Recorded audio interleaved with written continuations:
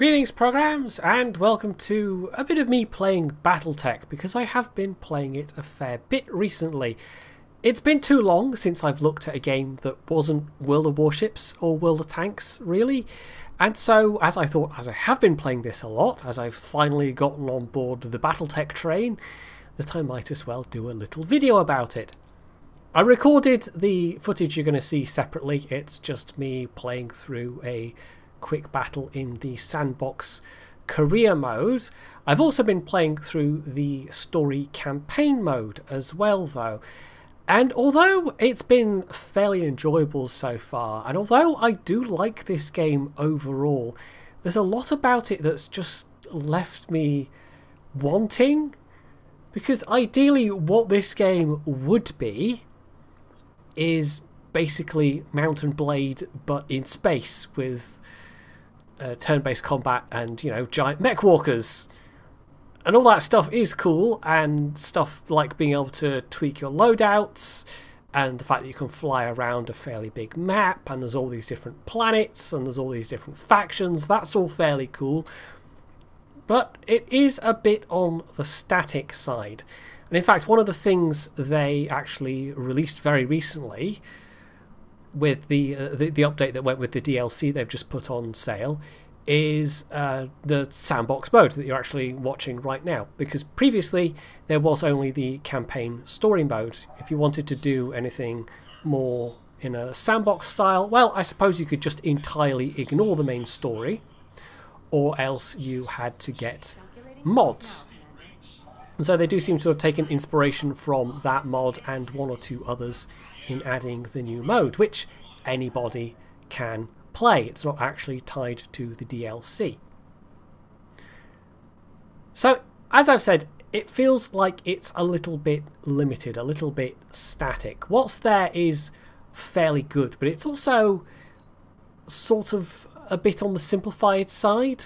I'm going to talk about some of the shortcomings for this in no particular order, but I will also talk about stuff I like as well, because some of it is quite satisfying. Stuff like this, by the way, you know, you get random events as you're flying through space, depending on what state of upgrade that your ship is in, and also just stuff based on who you have on board as well, and they can have various positive and negative things. So in this case, I took the option that meant that I would have less effective healing for my mech pilots, mech warriors as they're called, and I just have to hope that none of them gets injured, except one of them did actually end up getting injured in either the battle you're going to see or the battle that came after it, depending on how long I talk for. I did record about a half hour of stuff, but I probably won't need all of it.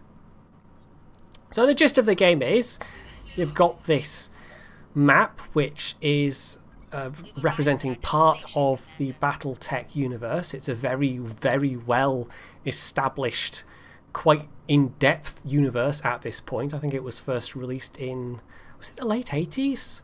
It was something like that. It was released in the late 80s as a tabletop game. And it was actually partly based on, you know, Japanese anime that features mechs, unsurprisingly. And some of the original mechs in it were the images, the artwork, were licensed from various Japanese animes, and that actually then caused some problems later on. There's been all sorts of lawsuits and things over the years around BattleTech, but that's got really nothing to do with the game. It's just me pointing out that this has been around for a while, and it's very well developed. So the story mode, the campaign, is taking part in a specific part of the periphery where we are. It's sort of reasonably developed space, reasonably civilized space, but it's also quite lawless in places. And the story mode I won't go too much into. If you know anything about BattleTech, you'll have probably seen people playing through the campaign. But basically, there's a coup and you have to help somebody get their space kingdom back. It's not terribly complicated.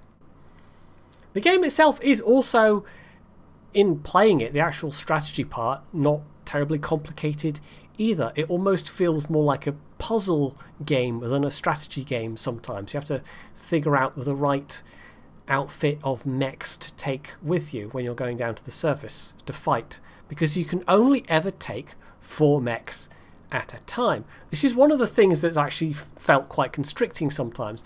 The entire way that your running costs, your financial side of things, is calculated is quite simplified.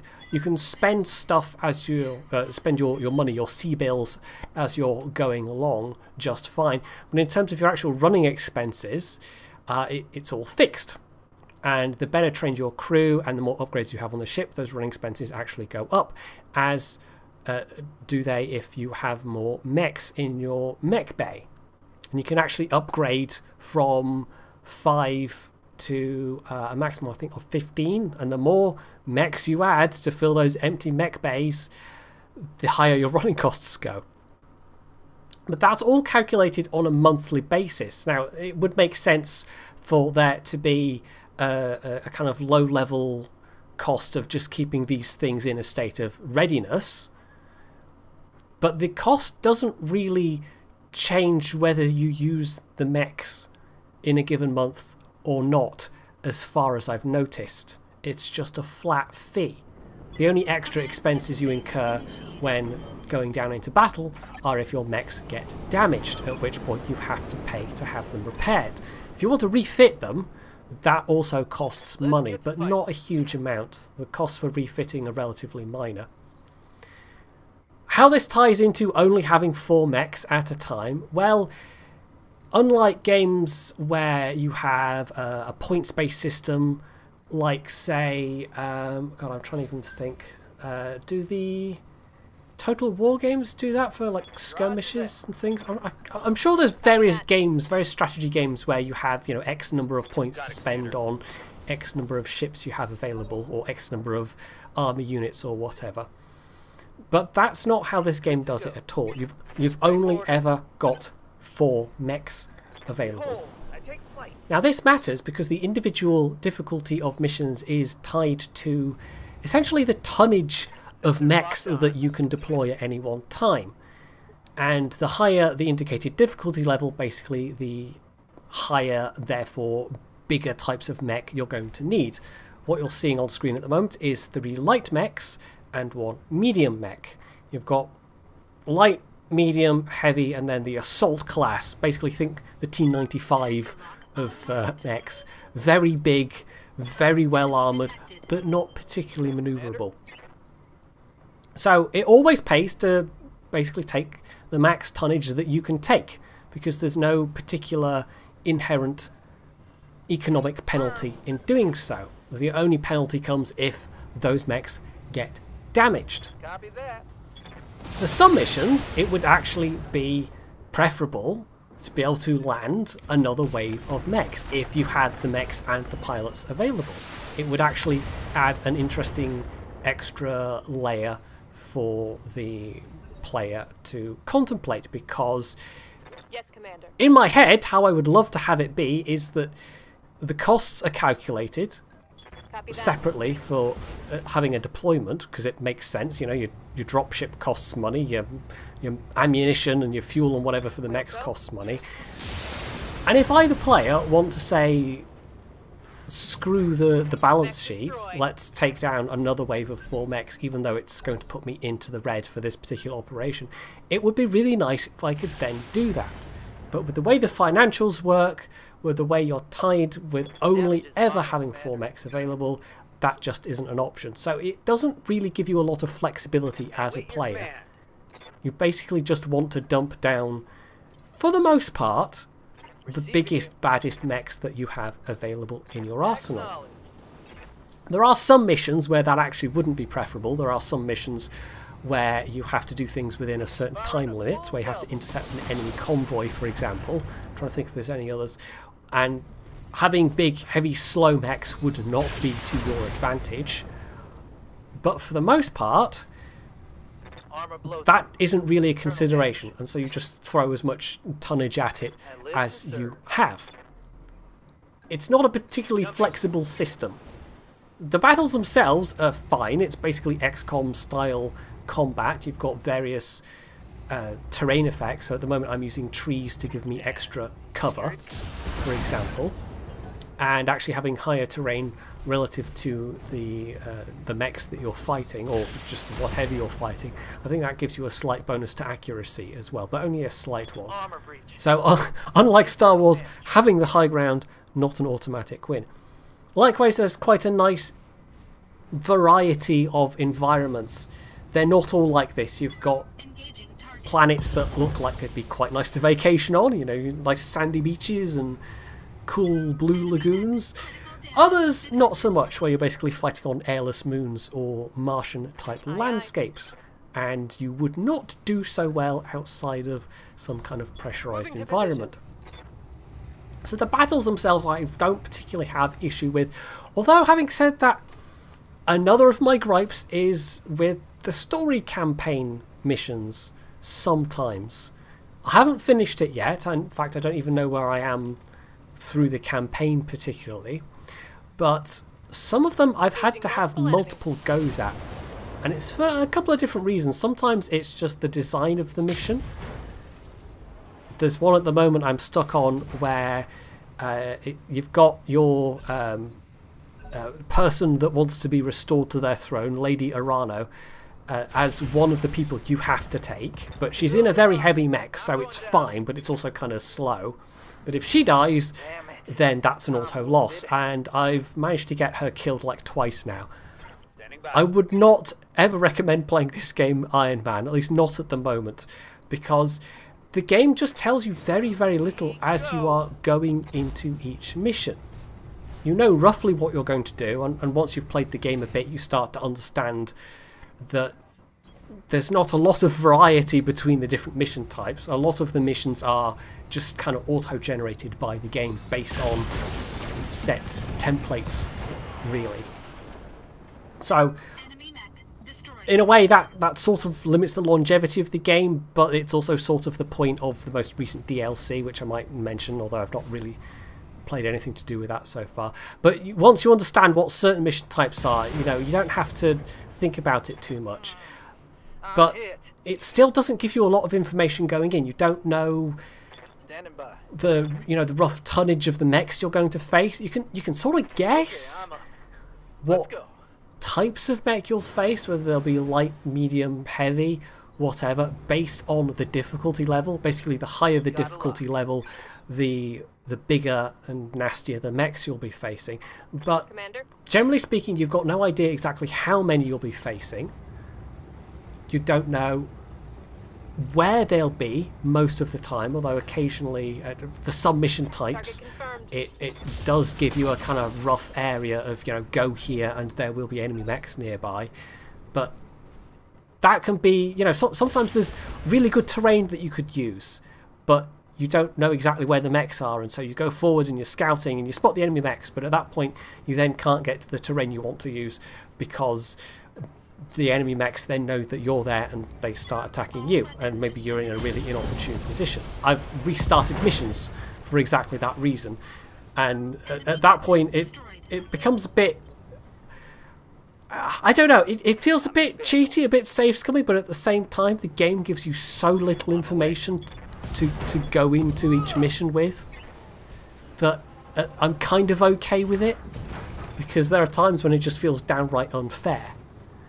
And although in other games I would balk at rerunning missions, I mean, there's very few, like, apart from the story missions in the campaign, there's very few.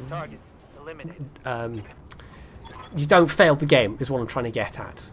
The story missions, if you fail them, you just have to rerun them. But regular missions, if you fail them, you might lose some pilots in the very worst case scenario. I think even if you lose a pilot, if they get outright killed, you still get the mech that they were in back, although there is a setting in the difficulty options that means if a mech gets knocked out entirely as well, then you won't get to recover it. So if you want to make it ultra hardcore, you can do that. But for the most part, the worst thing that'll happen is you lose an experienced pilot. And you might also get lumped with a really big repair bill. So after a while it gets a little bit samey, and after a while the fact that it doesn't give you that much information doesn't matter that much. apart from the story campaign ones where, as I say, I've had to do some of them multiple times over. In fact, I'm stuck on one right now that I just can't quite seem to get past, because the early part of it, and this is maybe more to do with the design of the mission itself. The early part of it is relatively okay, so long as you ignore what the game hints that you can do and do a different thing instead, which took me a couple of goes to figure out. But then the latter part of it involves trying to defend a really exposed spot where you have to have your mechs all within a certain area. They can't move around much, which actually gives you a penalty on the battlefield. It reduces the amount of evasion they get if they just sit still in the same spot. This is me quickly doing a refit and repairing something that's damaged, by the way. Although you'll have noticed I missed a repair button there, which I will notice in a little bit later on. So that one is a mission where I would have said, screw the expense, I want to take an extra wave of mechs down with me. And I can't see why that isn't an option for the player. Yes, Commander. I mean, in a way, it would kind of screw the mission design a bit, but if you made it really expensive, if you made it a thing that the player had to think carefully about doing, then I think they should be able to do that. If you have the money and the pilots and the mechs available, it just feels like a really artificial limitation. It's one of my big gripes about the game, that's why I keep mentioning it. The other big disappointment I have about this game is that outside of the campaign, outside of the story mode, it's very static. You've got the map. I think it flashes up briefly at some point. I can't remember when exactly, but it's a reasonably big map. You've got a reasonably big chunk of territory that you actually can roam around in, and several different factions upon that territory. But that never changes. It's basically static. And having mentioned Mountain Blade Warband at the start, and it's the only one of the Mountain Blade games that I particularly have any experience with, one of the things you can do with the strategic overview, the big world map in that, I mean, you've got it's kind of like this game. You've got the world map, and then you've got individual battles that you go into as you're roaming around the world, and you can do all kinds of things in Warband. I never quite got into it because I never really got into the combat for Warband, but I liked the idea of the things that you could do. So you could run around and you could be a slave trader, you could join individual nations. In fact, you could join individual the retinues of nobles within certain nations and help them in their wars against other nations. You could change the map, you could take part in that. You could even, as an extreme, as one of the most difficult things you could do, essentially found your own nation. If you get together enough of your own armies, people under your direct command, you can essentially try and take territory off people. And there's none of that in this game. It's got the map for it, it's got the factions all set up, it has an actual faction, what's the name for it? A like-dislike system. Words are failing me right now. A faction favor system. So if you work exclusively or extensively with certain factions, your favor levels will go up, and past certain thresholds it means you get lower hiring prices for extra mech pilots or lower costs for buying things in their own systems. But ultimately the map never changes as far as I can tell outside of the campaign itself. If there was ever a BattleTech 2, hell, if they could even do that in a DLC, if they could add that as a thing, that kind of dynamicism, that would be excellent. A feeling that, you're not just this one tiny little ship pinging around the universe, and especially in the sandbox mode, where you basically are just pinging around doing contracts. If you could actually be a part of wars and influence how things go, if you could witness, you know, territory changing hands, if you could even go as far as warband and actually try and carve out your own territory, become a pirate queen in the periphery. You know, that would be really cool. That would give this game a lot more to do. But as it is, having even just played as much as I have played, which is I don't know, like On my way. 30 hours maybe at this point. I mean, it's a fair bit for the amount of time I've had the game. And despite most of this video being about things that I would like to be in the game that aren't, there is still a lot to enjoy in this game. I absolutely don't want to give anyone the impression that I don't enjoy this game, because I really do. It's just, you run up against the limitations of it really quite early on, and there are so many other good examples of what this game could be. I really prefer the combat, this turn-based combat, to Mount and Blade. It's much more my pace. And having all of that wider dynamic stuff going on at the same time would be just glorious, quite frankly. I would sink so many hours into a game like this. So that's most of the stuff I don't like or find disappointing in some way. Maybe some of it will be modded in, maybe. The game itself, despite being published by Paradox, isn't nearly as mod friendly as some of their other games. It's developed by a separate studio. Was it Harebrained Schemes, I think they're called? And although there are some mods out there for it, there's no integrated mod support through Steam. In fact, there's not even really any hint of mod support through the game menus itself. Unlike City Skylines, unlike Surviving Mars, unlike Paradox's own developed titles. So it's a bit of an oddity for a Paradox game in that regard. So yeah, maybe some enterprising modders will add some of this stuff, although the dynamic map and, you know, faction power shifting back and forth, perhaps it might be a bit too much to expect from modders, but maybe, who knows. I should probably add at this point that I think the studio is well aware of at least some of the limitations of this game as it is at the moment, because the DLC that just came out, Flashpoint I think it's called, I should know, I went and bought it after buying the game itself on discount. It seeks to add some variety to the end game of the campaign mode, and it also meshes very well with the sandbox career mode as well.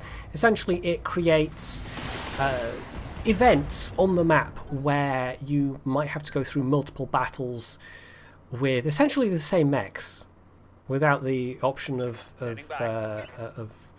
changing your outfit. So it's kind of like oh, there's another game that did something similar to this, and I can't think what it is now.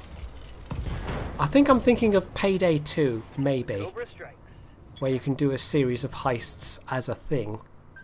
It's kind of like that. It's basically a series of missions, and they've got a bit more flavour to them than the randomly generated missions, which can be a bit silly sometimes, because aside from the major factions on the map, you've also got a vast swathe of space where it's basically every planet for themselves. And there's also a kind of ubiquitous pirate faction, although the pirate faction, I think you have a different standing with the pirate faction in different areas of space, so it's separately, it's essentially a separate faction in different spaces, in different territories, but it's just all called the pirate faction. And there is also a black market that's tied to the pirate faction standing as well, so that's another separate thing that I've not really explored. But you can get things like mission descriptions like a pirate philanthropist wants to rescue a notable artist from, you know, the wicked, the magistracy of Canopus, and it's slightly silly. You end up with things like that sometimes. But it's sort of inevitable that you would get stuff like that coming up with a game that's using that kind of randomization system. You would have to have something of that nature, otherwise the missions would get very stale indeed, and they sort of do. That's sort of why they came out with Flashpoint, to liven things up a bit, to add a bit of variety. It would also be nice to see some extra campaigns coming out at some point. Maybe they will. You know, they've built the thing now. There is definitely a capability for extra story-based campaigns in there.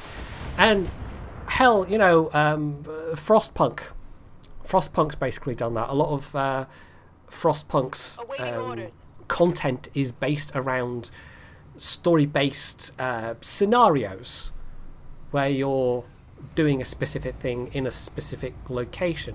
And in fact, talking of sandboxes, that's a thing that Frostpunk did. I actually need to cover that at some point because they've had some reasonably big updates since that came out. But we're not talking about Frostpunk, we're talking about this game. So there is a lot here to like. There absolutely is. It's big stompy mechs stomping around. In some cases, literally stomping. If there are wheeled or tracked vehicles around, you can have your mechs actually stamp on them, and it's usually a one-hit kill if they don't miss, which they somehow can. But it's definitely got its limitations. And if it hadn't been on sale, I don't think I would have bought it full price. Somebody actually offered to gift it to me when it first came out, one of my viewers. But notably, it had some quite serious performance issues, which they have, I think, ironed out at this point. Not 100%, I have to say. Occasionally the game is maybe a little on the jerky side. Although if you notice the specific, there are settings to reduce the time taken for units moving around the map, that sort of thing. So that contributes to that feeling a little bit, but sometimes it doesn't quite handle things as smoothly as it could, even so. But that seems to mostly be fixed. I was waiting to see if it would be fixed, and when it came up on sale I thought, you know, why not, we'll take a punt and see how it is. And it's been enjoyable. I don't normally spend this much time in a game that I don't enjoy. It's just I can see how much more this game could be. And if nothing else, I'll give it this. It's gotten me interested in the BattleTech universe in a way that I haven't really been before. It is hugely well developed, as I've said. There are novels, there are multiple games. This is only the latest. MechWarrior Online's been around for a while. I don't think I've ever actually tried that. And I probably wouldn't want to at this point, just because I've been burned out on that kind of game from having played so much Will of Tanks over the years. I like the slower pace of warships, and I don't think MWO has that at all. Although fiddling around with the mechs and the loadouts might be fun. It's definitely one of the more fun parts of this game. But aside from that, there's the tabletop stuff, which is extremely well developed. There was actually an RPG system which was kind of developed to go alongside to mesh with the tabletop stuff, but can be done as a separate standalone RPG system. So that seems like it might actually be fun to try at some point. And there's just huge, extensive amounts of information on the universe itself, just available on wikis and various places online as well. So, yeah, I might have to go and read some novels or something at some point. I'm interested enough, at least, in that. I don't tend to with tie-ins to other things. I think the most I've ever read of anything, and the only real exception is the older Doctor Who novels, before it was relaunched in 2006. Because for a long time, from its cancellation in, when was it, 89 to 2006, was it even 2006? Was it 2004? Gosh, I can't remember. I think it was 2004 actually. Or was it 2005? It was around then. Doctor Who basically only lived in the novels. It was continuously published from the late 80s to, well, it's still being published now, but the kind of the nature of the novels has changed a bit. But I've never really, you know, read much in the way of Star Wars novels or Star Trek or any of the other franchises, so I'll have to give it a go, because I've been told there are some good ones, and it does just seem interesting overall. So I'm nearly to the end of my footage. I guess I should wrap this up. This was probably a little more rambly than I intended it to be, but yeah, I would cautiously recommend this game. if you like this kind of strategy game, then there is fun to be had here. Certainly, just be aware that it does have its limitations. I mean, it obviously was on sale with the DLC being available, but it'll probably be on sale again with Christmas coming up. So, you know, if it seems interesting, maybe keep an eye out for it there. So that's it for this video. Hopefully you found it interesting, and if you did, you can do all the usual things down underneath it. And of course, as always, stay tuned for more.